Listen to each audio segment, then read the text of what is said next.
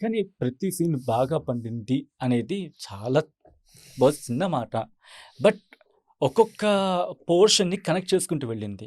ఫస్ట్‌లో భరణి గారిని చూపించిన తీరు, అక్కడి నుంచి పిల్లల్ని చూపించిన తీరు అండ్ క్లాక్ చూపించినప్పుడు ఐ వాస్ అలా ఆగిపోయా ఒక నిమిషం. ఎందుకంటే చిన్న పిల్లలుగా వాళ్ళున్నప్పుడు వాళ్ళ మధ్య ప్రేమ అంటారా? లేకపోతే స్నేహం అంటారా? అది అనుకునే దాన్ని బట్టి వాళ్ళకుంటుంది. బట్ అక్కడ క్లాక్‌ని ఉపయోగించారు. అట్ ద సేమ్ టైమ్ సిస్టర్‌ని కామ్ డౌన్ చేసే ప్రయత్నంలో కూడా బండి మీద వెళ్తున్నప్పుడు చూపించారు క్లాక్. అబ్బా! చెప్పకనే చెప్పే ప్రయత్నమా? క్లాక్ ఇద్దరికి అంటే ఇటు హీరోయిన్‌గా ఉన్న చిన్న పిల్లకి అండ్ వీళ్ళ సిస్టర్‌కి చిన్న పిల్లగా. ఎట్లా సార్ అది? అదే స్క్రిప్ట్‌లో అనుకుని రాసిందే అవన్నీ. ఎందుకంటే వన్స్ వాచ్ అన్నది ఒక ఎలిమెంట్ ఆఫ్ ఇంట్రెస్ట్ కింద బిట్వీన్ లవర్స్ పెట్టాలనుకున్నప్పుడు దాన్ని ఒక క్యారెక్టర్ కింద ట్రీట్ చేసాం. ఓహ్! అది it becomes a character naturally. అది క్లాక్ కాదు క్యారెక్టర్. క్యారెక్టర్. వాహ్!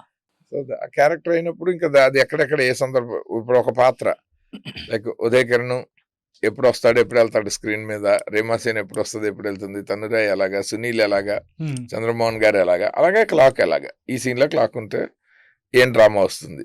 హ్మ్. ఆ పాత్రను ఎక్కడెక్కడ ప్రవేశపెట్టాలన్నది it comes with the script writing అంతే. దానికి ఏం స్పెషల్ ఎక్సర్సైజ్ ఏముండదు. కానీ క్లాక్ గురించి మాట్లాడుకున్నప్పుడు వీళ్ళ చిన్నప్పటి వరకు ఓకే. పెద్దయిన తర్వాత క్లాక్ వస్తున్నప్పుడల్లా మా గుండె ఇలా, ఇలా, ఇలా, ఇలా. ఆ మ్యూజిక్ వీళ్ళిద్దరూ ఈళ్ళకి ఇంకెదురు పడతారేమో! ఆ టెన్స్ సిట్యుయేషన్ ఎలా క్రియేట్ చేశారు సార్? ఏదో మనం బోలెడు సినిమాలు చూసాంగా. సినిమాలు చూసి పెరిగాం. ఆ మాత్రం తెలీదేంటి?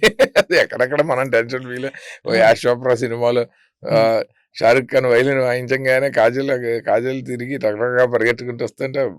ఉంటదిగా 'దిల్వాలే' మ్యాండలిన్ వాయిస్తూ